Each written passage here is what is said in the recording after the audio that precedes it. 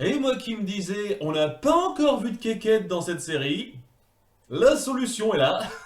Le problème est réglé, on en a deux dans un épisode, donc super ratio. C'est l'épisode de fin de préparation.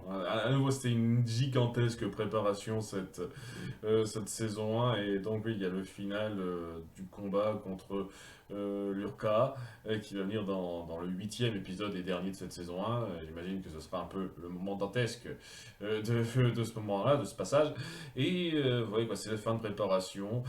Tandis que on met à plat ce qui était un petit peu resté en suspens. Donc, on va mettre en avant la possible contribution au plan de Richard de Miranda, parce que certaines personnes la soupçonnent d'avoir aidé, vu qu'il n'a pas été gardé constamment dans la maison, donc c'est logique qu'elle soit un petit peu accusée. Et il y a Flint qui, en train de parler à Eleanor, dit Ok, je vais m'en occuper moi-même.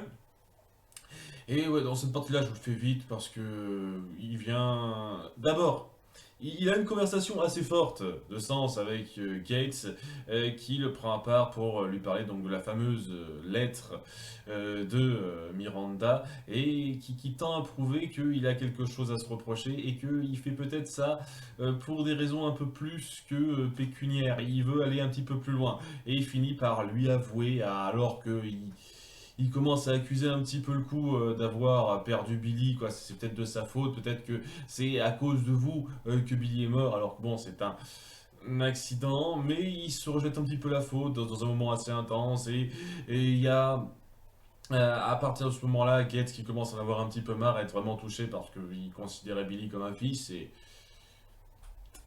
il y a eu quelques interactions entre eux pour que ça passe, que ça se comprenne, mais je vous cache pas que j'aurais peut-être pas été contre quelques scènes en plus pour appuyer ça. Quelques moments qui passent bien, qui aident à appuyer ça, mais qui donnent pas non plus l'impression que c'est.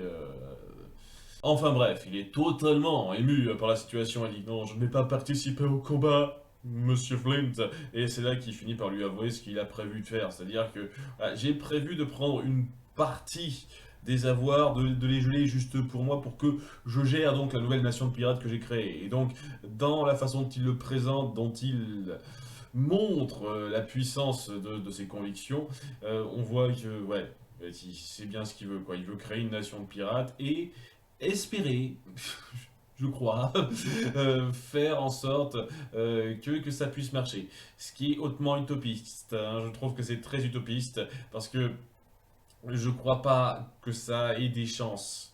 Quand on voit le niveau de la plupart des pirates mis en place, j'ai énormément de mal à voir comment ils pourraient évoluer en mieux, simplement parce qu'on leur crée une nation où ils peuvent avoir un peu plus de liberté et ne pas être obligés de jouer sur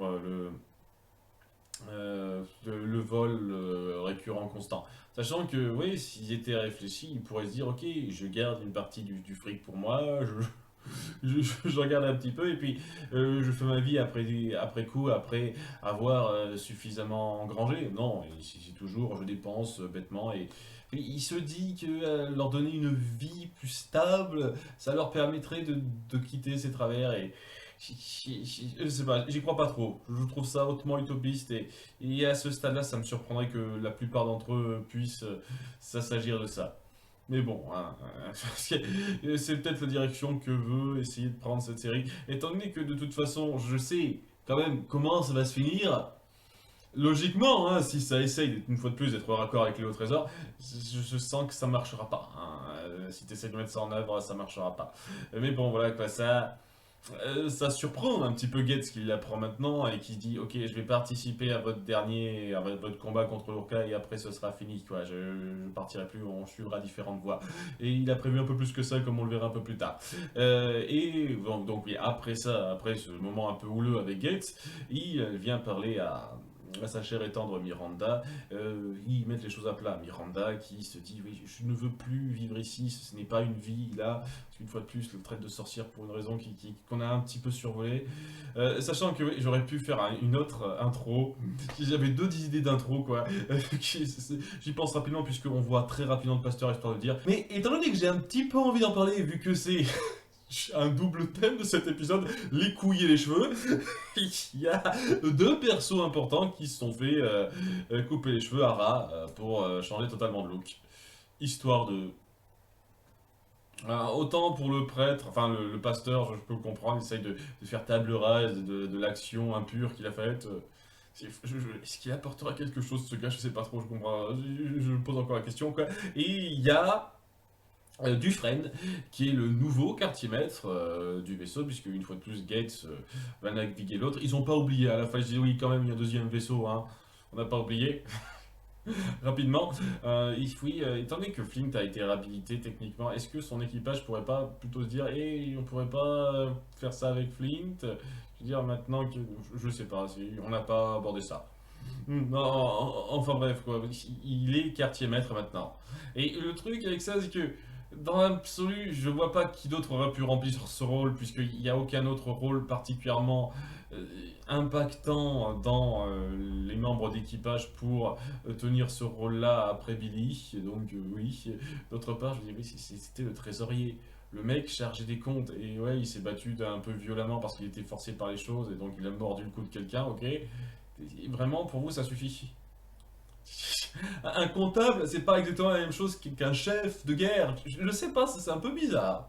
C'est un peu bizarre ce choix. Mais bon, à nouveau, qui d'autre? Qui d'autre était suffisamment important pour remplir ce rôle, quoi? Je vois personne, quoi. Aucun personnage de cet équipage n'a été suffisamment mis en avant pour que ça puisse marcher autrement. Donc, c'est pas comme si on avait vraiment le choix. Donc, voilà, tous les deux, ils ont les cheveux coupés à très courts. Pour le symbolisme, je sais pas, la Renaissance, un truc de ce genre, j'imagine. Et ouais, quoi, donc, c'était la grosse parenthèse qui me sort un petit peu de lire, puisque donc il parle avec sa chère et tendre qui dit oui, je ne peux plus vivre ici, cet endroit malfamé, je ne suis pas heureuse ici, je pense qu'on peut être heureux à Boston, en Angleterre, et Flint est vraiment, c'est un gros nom pour lui, hein, parce que il a, comme Eleanor en fait, c'est très similaire quand on essaye d'appuyer un thème très commun entre ces deux-là, ce thème de la fierté, c'est-à-dire que je veux mériter ce que j'ai et ne pas céder mes convictions. Je pense que je peux tirer mon épingle du jeu et étant donné que l'Angleterre n'a pas voulu de moi après ce que j'ai fait, apparemment oui c'est ça, l'adultère, hein, je vois que ça, je ne vais pas m'excuser à l'Angleterre. Je ne vais pas ravaler ma fierté pour eux. Je vais faire en sorte que ce soit eux qui s'excusent à moi. Qu'il en est à ce point-là, quoi. Vraiment, ça part son, quoi. Sa grosse fierté. Hein, c'est peut-être ça qui va le perdre, j'imagine. À la fin. Parce que c'est un peu logique qu'il dure jusqu'à la fin de la série, hein. Ça serait pas très cohérent sinon.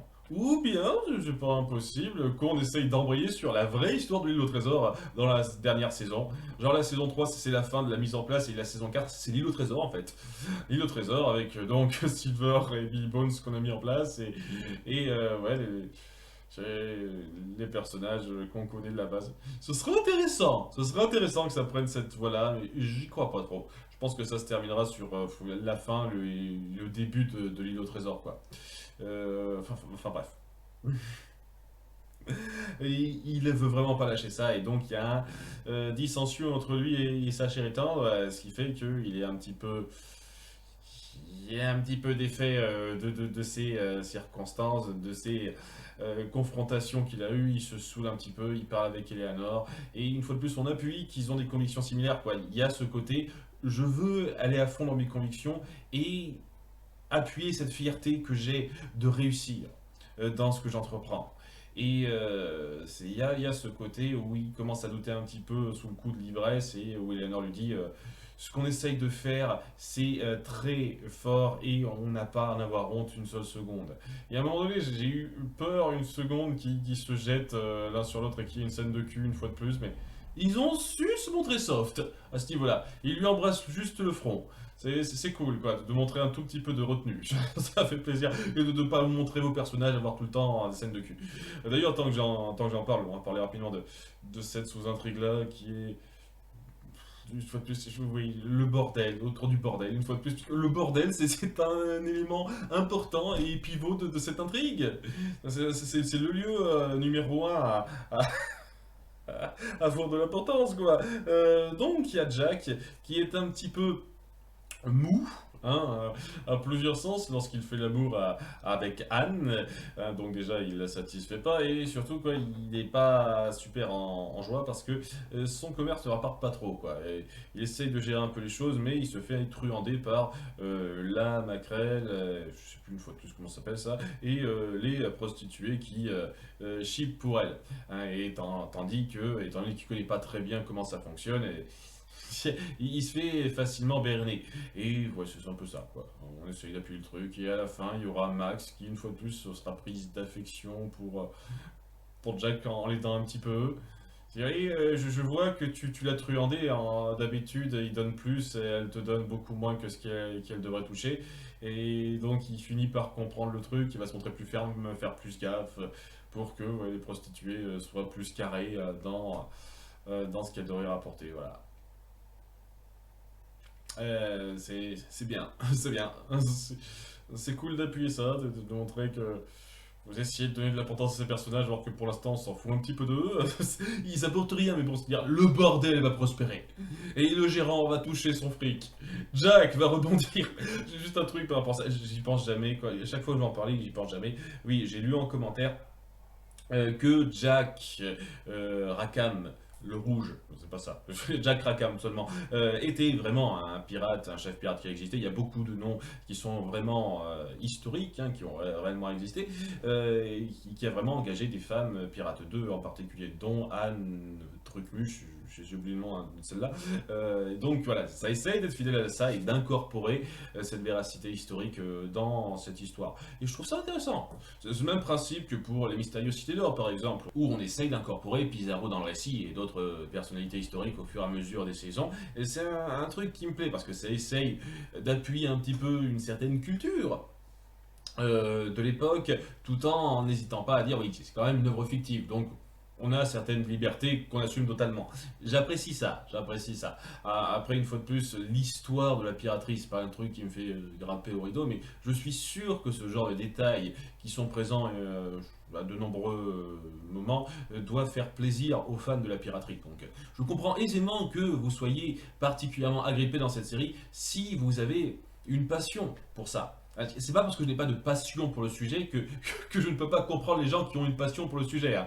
Je comprends très bien que ça puisse vous plaire. Je dis ça parce que voilà, je suis lancé dans ma petite diatribe il y a 2 épisodes de ça en disant, vous savez quoi, le monde de la piraterie, toute cette communauté, je m'en fous un peu. Je dis oui, ça change rien au fait que si vous en foutez pas et que ça vous fascine, c'est super, super, profitez.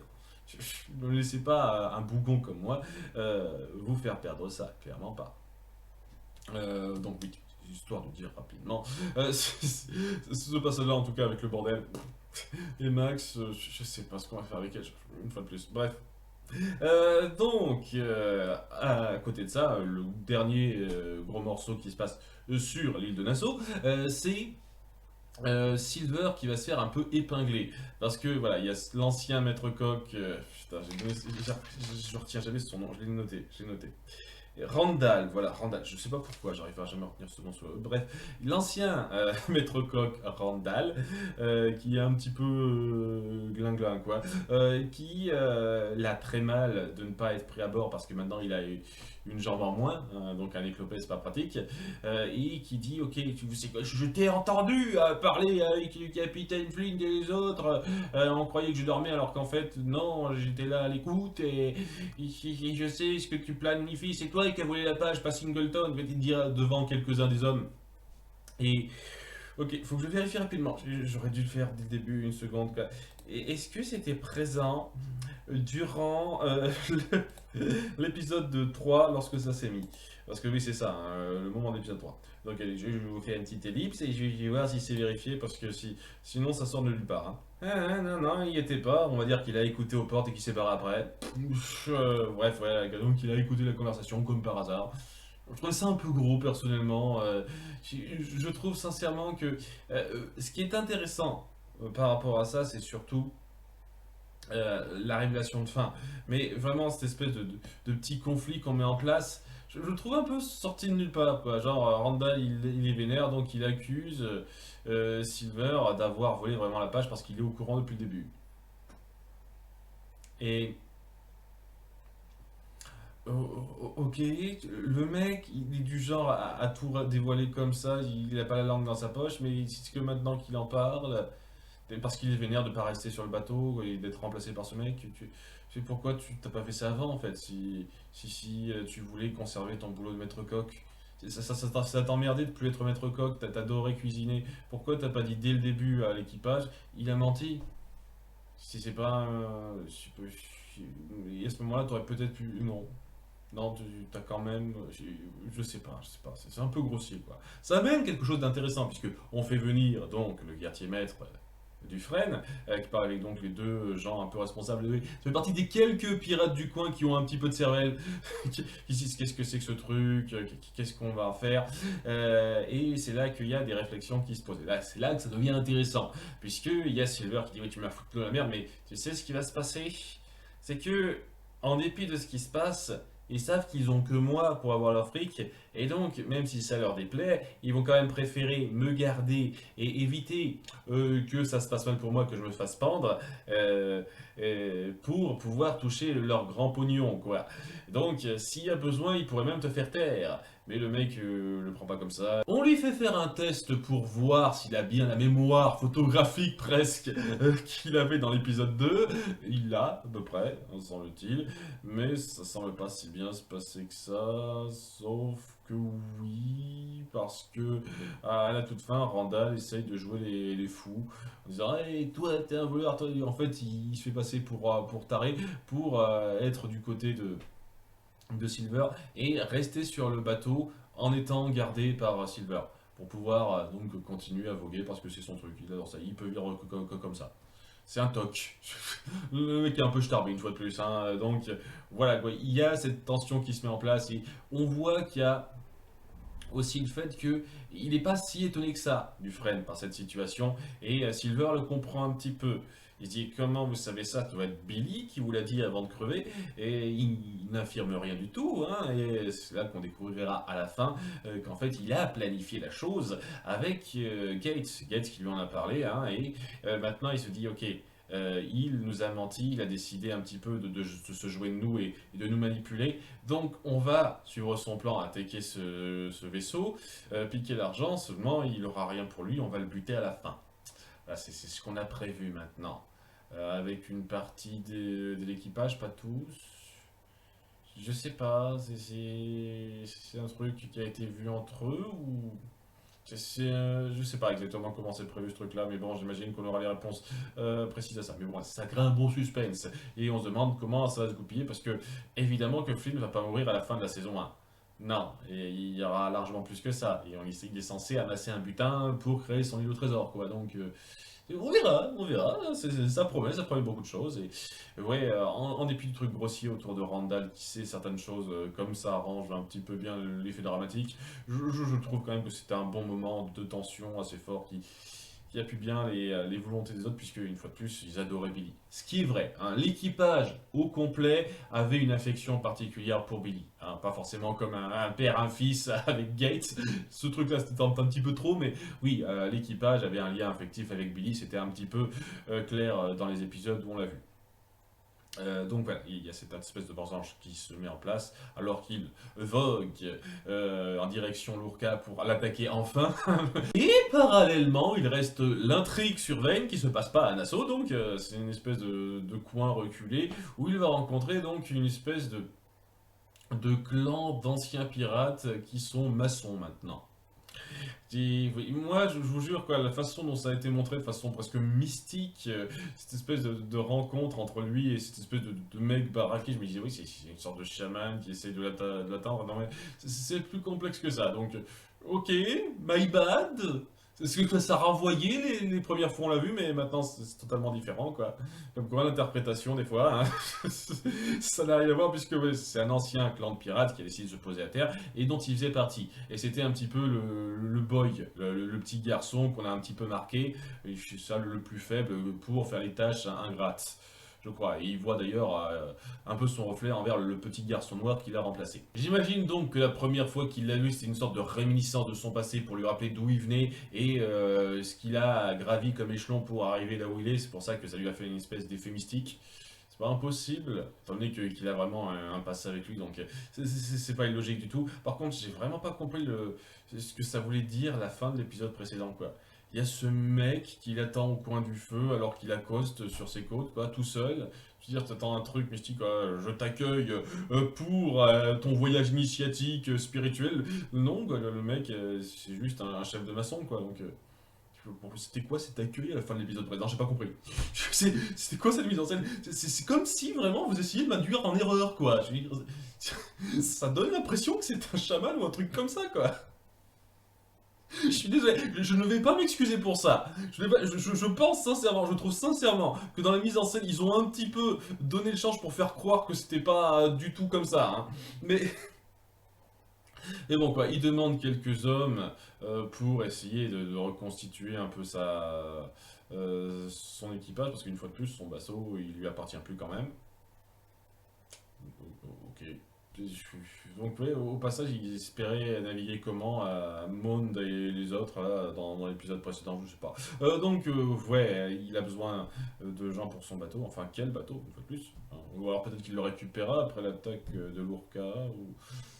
Bref, et au début, il en donne quelques-uns, le mec, mais c'est là qu'il se dit, ok, je vois ce petit gars qui me ressemblait, je vois ces gens qui travaillent les champs, qui travaillent le bois, et lui dit, oh, non, je vais faire un grand discours galvanisateur pour les ranger à ma cause. Vous étiez jadis des pirates fiers, maintenant vous posez à terre parce qu'il vous l'a dit. Moi je peux vous rendre la gloire, tout ça, tout ça. Ça semble inspirer les autres, mais bien entendu ça va pas se régler comme ça. Hein. Il y a donc le chef, gros gars bien baraqué une fois de plus, qui se bat contre lui. Et une fois de plus, combat violent, hein. Violent et bien rendu. On sent l'impact des coups et il s'agit que bien le sang et t'as vraiment peur à chaque instant. Quoi. Et même s'il domine un petit peu à quelques moments, Vayne, le gars prend l'avantage et finit par l'assommer en pensant le tuer. Oui, parce que juste après, il l'enterre et je sais pas comment c'est possible, une fois de plus, il y a un truc magique qui le protège. Et c'est peut-être pas le gros qui lui a fait un coup de chaman, mais il y a vraiment une espèce de protection magique autour de lui, un truc comme ça, quoi. Le mec, il est marqué, offert par une sorte de malédiction vaudou, un truc comme ça qui l'empêche de crever. Parce que, voilà, au bout d'un moment, après avoir été enterré, c'est un peu le moment de fin de l'épisode, il se relève de sous terre, et il se réveille et on le voit à poil, une fois de plus, avec de la terre partout sur le corps, donc deuxième quéquette de l'épisode, il tue par derrière le chef pour pouvoir récupérer un équipage de mecs bien gaillards pour reprendre les mers. Et c'est là que ça se termine, quoi. Vayne qui renaît de ses cendres et qui, j'imagine, sera une menace, un acteur très important dans les saisons suivantes. Donc, c'était fort. Hein. Si on nommait le côté très, très magique du personnage, qu'on a un tout petit peu appuyé avant, donc j'imagine qu'on donnerait une sorte d'explication à ça. C'était assez puissant. Le fait que ça m'ait induit en erreur avant, je vous jure, je ne vais pas m'excuser pour ça. Je suis sûr que la série voulait qu'on soit induit en erreur. Hein. Vraiment, la façon dont ça a été mis en place, mis en scène. Enfin bon, voilà, ça, j'ai failli oublier. Mes excuses, parce qu'il y a un dernier truc, et c'est quand même important, puisque j'ai dit que c'est un personnage qui me plaisait beaucoup, que j'aimerais la revoir.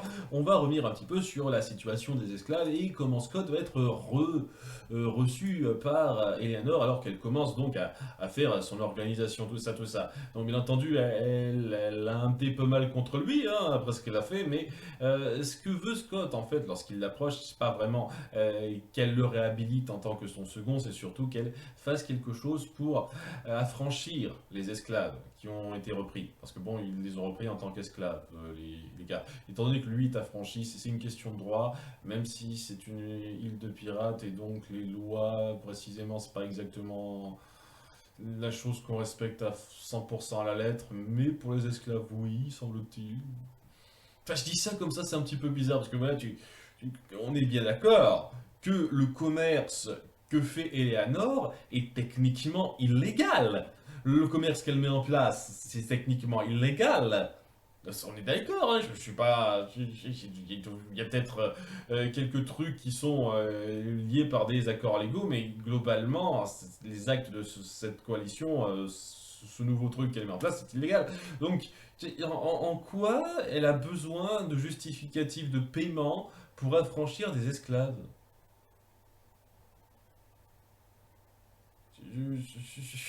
Dans ce genre de configuration, je piche pas.